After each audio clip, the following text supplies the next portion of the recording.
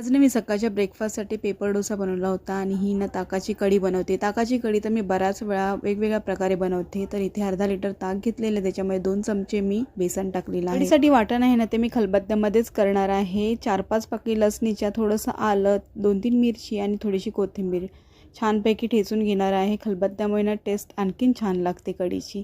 तर इथे मी आता 1 चमचा वाटण आहे ना ते जे मिश्रण केलेलं आहे ताकाचं आणि बेसनात त्याच्यामध्ये मिक्स करून घेणार आहे। ताकामध्ये आता थोडीशी हळद टाकणार आणि रवीने घुसळून घेणार आहे।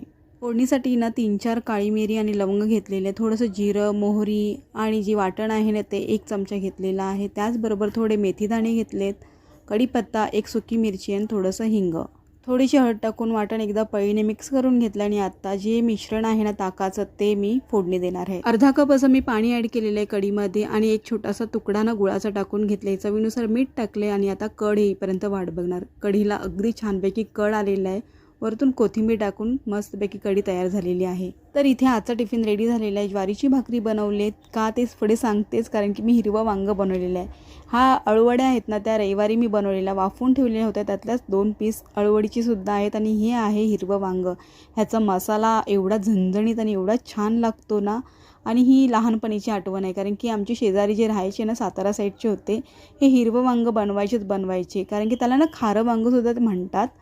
तर कधीतरी असा मूड येतो आणि हे कॉम्बिनेशन मी बनवते। तर स्वर काही हे वांगं खात नाही, त्याच्यामुळे मला चण्याची भाजी बनवावी लागली। मग टिफिन वगैरे सर्व आवरून मी निघाले रेग्युलरप्रमाणे ऑफिसला आणि आज पाऊस थांबलेला होता। बऱ्याच दिवसानंतर ना मला आज माझी रेग्युलरची ट्रेनसुद्धा भेटली होती आणि आज मला विंडो सीट भेटली होती चक्क। ऑफिसमध्ये आल्यानंतर लंच टाईम झालेला आहे आणि हा ना जो रेग्युलर टिफिन येतो ना तो आज मागवलेला आहे। मला तर ॲक्च्युली नको होता, पण जस्ट ट्राय केलं की काय काय आहे। तर चटणी होती, ती स्टार्टिंगलाच दाखवली, ती छान होती। चण्याची भाजी आहे, सफेद वाटाण्याची भाजी आहे आणि जे मी नाही घेत ते स्वीटवालं गोड वरण आहे।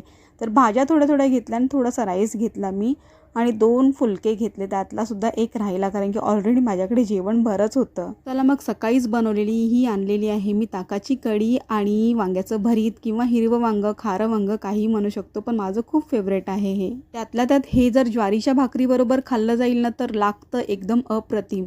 मी म्हणूनच ज्वारीची भाकरी बनवलेली आहे आणि इथे मी टेस्टिंग करून दाखवते। वांग्याचं भरीत खूप छान झालेलं, मला लहानापासूनच हे आवडतं। ह्याचा मसाला आहे ना तो झणझणीत खूप छान लागतो आणि हे वांगं आहे ना स्पेशली मी आज कुकरमध्ये बनवलं। वाफवून बनवतात, पण मला खूप घाई होती ना म्हणून मी कुकरमध्येच बनवलं।